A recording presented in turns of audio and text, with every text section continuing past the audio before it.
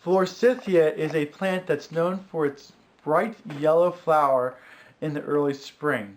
But there's many other things about the forsythia that people may like about it.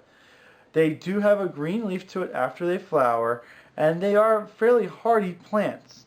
If you have a location that you're having trouble growing other plants in, such as underneath a black walnut, the forsythia can grow.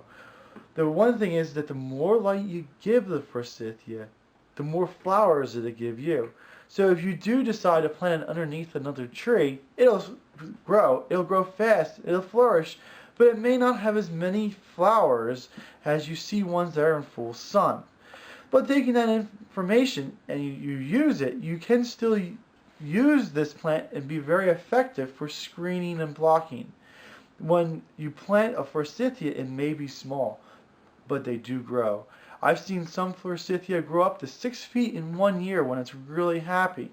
And they throw out leaves everywhere.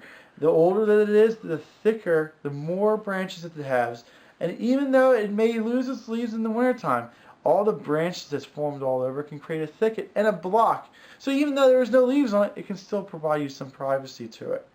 Forsythias are a very tough plant as well. They can take a lot of abuse.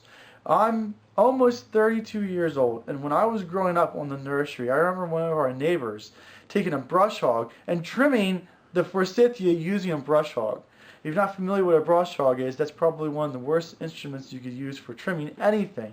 And he used it, and the plants grew right through without a problem. They actually enjoyed it, I believe. So if you're not very good at growing plants, or in an area where there's a lot of abuse, a lot of kids, or a lot of deer, and you know that the plants are going to get abused, forsythia might be what you want to go after, because it can take that abuse and continue to grow right through it. Forsythia is easy to grow. It does like moist soils. It can take dry soils as well. It's not as good in the dry soils, but it can tolerate it. It's a very tough plant. The first year you plant them, you might want to water them a little bit. After they're planted, they usually can take care of themselves in almost about any circumstance. It depends on the variety that you get, but typically speaking, I would say an average forsythia that I see that's not cultivar or anything like that, you count them getting about 10 to 12 foot tall and just a little bit wider than that, maybe 15.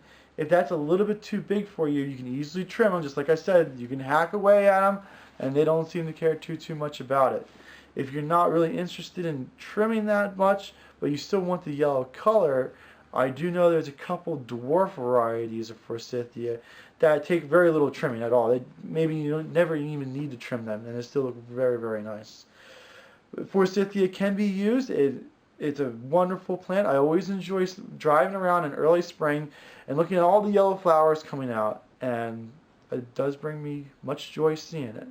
If you like to plant a forsythia, I would encourage it. Just put it in a spot to allow it to grow. Thank you.